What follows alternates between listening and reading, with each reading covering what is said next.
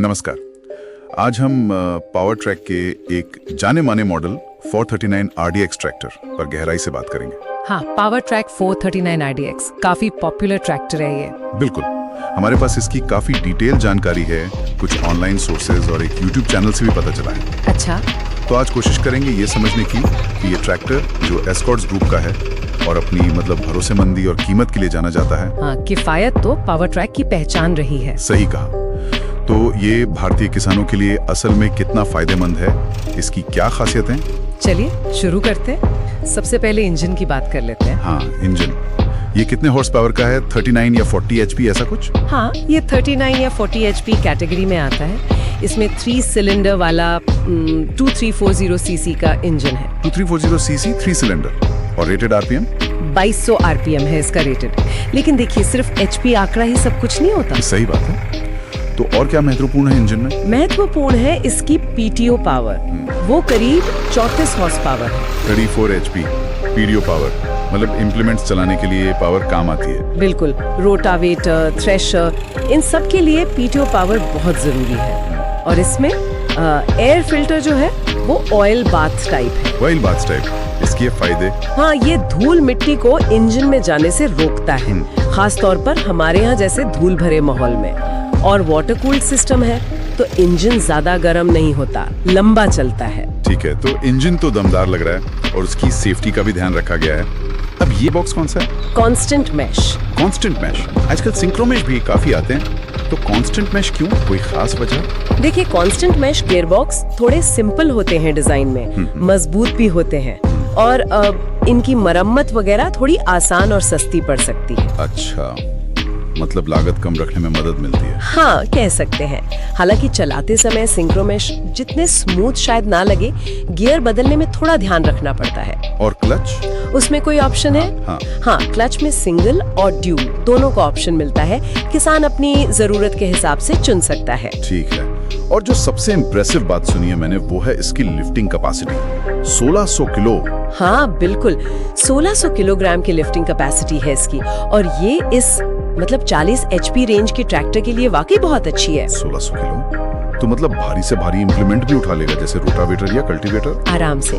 Cultivator, rotavator, यहाँ तक कि भरी हुई ट्रॉली भी। और सिर्फ उठाना ही नहीं, इसमें सेंसी 1 हाइड्रोलिक सिस्टम है। सेंसी 1? ये क्या है? ये सेंसिंग के लिए है।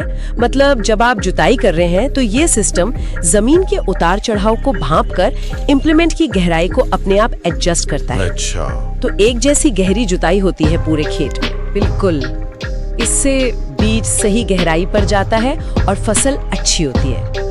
ये बहुत काम की चीज है। ये तो बहुत बढ़िया फीचर है। अब इतनी ताकत और क्षमता है तो इसे कंट्रोल करना और रोकना भी जरूरी है।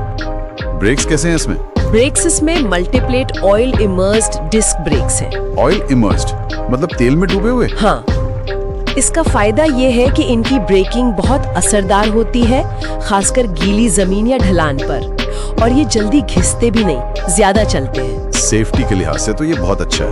और स्टीयरिंग चलाने में कैसा है? स्टीयरिंग में ऑप्शन है, मैकेनिकल भी आता है और पावर स्टीयरिंग का विकल्प भी है। पावर स्टीयरिंग, वो तो आजकल बहुत जरूरी हो गया है, खासकर लंबे समय तक काम करने के लिए। हाँ, पावर स्टीयरिंग से ट्रैक्टर मोड़ने में काफी आसानी रहती है, थकान कम होती है। सही कहा। और इसके साइज वगैरह की बात करें तो व्हील बेस, ग्राउंड क्लियरेंस? इसका व्हील बेस 2060 mm है, जो इसे स्थिरता देता है। और ग्राउंड क्लियरेंस भी अच्छा है, करीब 375 से 400 mm। 400 mm तक, मतलब उबड़ खाबड़ रास्तों पर भी आराम से निकल जाएगा। हाँ, उबड़ खाबड़ खेतों या रास्तों के लिए ये ग्राउंड क्लियरेंस काफी मददगार रहता है।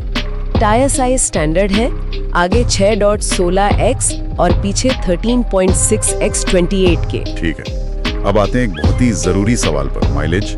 डीजल कितना पीता है ये? देखिए, इसमें 50 लीटर का फ्यूल टैंक है।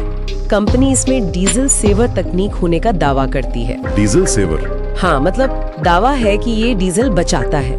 कुछ लोगों ने बताया है कि सड़क पर चलाने पर शायद 14-15 किलोमीटर प्रति लीटर का माइलेज मिल जाता है। सड़क पर 14-15, खेत में तो कम होगा जाहिर है। बिल्कुल, खेत में खासकर भारी काम जैसे जुताई या रोटावेटर चलाते समय खपत तो ज्यादा होगी।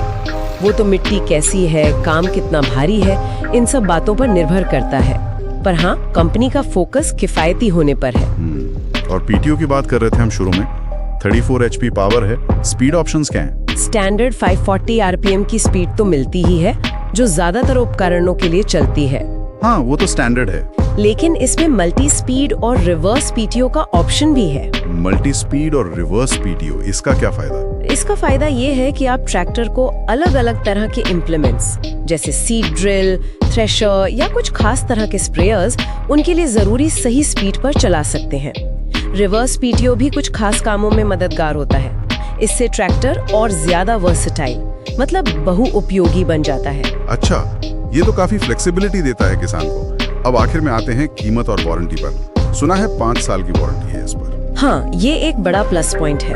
कंपनी 5 साल की वारंटी दे रही है, जो ट्रैक्टर पर उनके भरोसे को दिखाता है। 5 साल की वारंटी तो वाकई कमाल है। और कीमत, अंदाजा क्या है? एक्स शोरूम कीमत करीब 6,20,000 रुपए से 6,42,000 रुपए के बीच बताई जा रही है। 6,20 से 6,42 lakh. Ex showroom on road तो ज्यादा होगी। हाँ बिल्कुल, ऑन रोड कीमत में आरटीओ चार्जेस, बीमा वगैरह जुड़ जाता है तो वो करीब 6.5 लाख रुपए से 7.5 लाख रुपए तक जा सकती है। ये अलग अलग राज्यों में थोड़ा कम ज्यादा हो सकता है। ठीक है। और ईएमआई वगैरह के ऑप्शन तो होते ही होंगे? हाँ, फाइनेंस और ईएमआई के ऑप्शन उपलब्ध होते हैं।